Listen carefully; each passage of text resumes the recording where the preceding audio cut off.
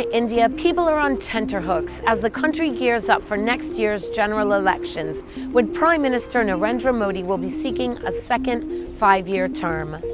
Predicting the outcome of Indian elections is notoriously difficult given the country's diversity. But Indians are united in the hope that they will retain their place as the world's fastest growing large economy and create more of the millions of jobs so desperately needed. What is likely to happen in Italy in 2019? Well, at the moment, all eyes are on the spat between the Italian government and Brussels over Rome's spending plans, which have also alarmed financial markets.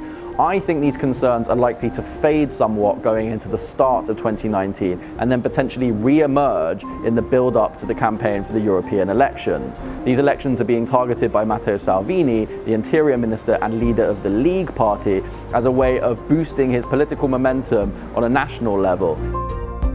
Mexico kicks off 2019 with a brand new president, Andrés Manuel López Obrador. He's promised sweeping change.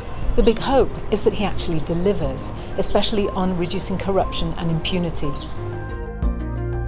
Turkey is home to 1 million school-age Syrian refugee children, and the country hopes to get a long way next year towards its aim of getting all of them into the mainstream Turkish education system.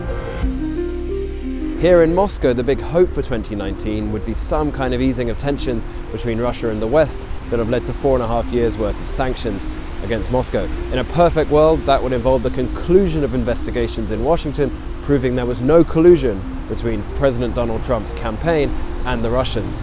If sanctions were eased, that could mean foreign investors come back to Russia and trade increases, helping prop up the ruble and increasing the Russian stock market.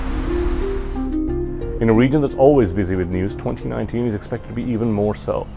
Prime Minister Benjamin Netanyahu has found himself embroiled in a series of overlapping investigations. Now, both he and the country are waiting to see if Attorney General Avichai Mandelblit will accept police recommendations. Secondly, both Israelis and Palestinians are waiting to see whether or not US President Donald Trump will finally unveil his long-promised deal of the century. This is a promise by the White House to bring Israelis and Palestinians back to the negotiating table. Here in the Nordic-Baltic region, 2019 will be a year of elections. There are votes in Estonia, Finland and Denmark, with the possibility of new elections in Sweden. The hope will be that forming a viable government is possible, and for that it'll be crucial to see how much populist parties gain. Hong Kong sits on the front line of a nascent political and economic battle between Xi Jinping's China and the West. My greatest hope is that the US and China eventually learn to live with the profound differences between them, and that perhaps the Communist Party learns that by taking a softer line, it might also give itself more breathing space.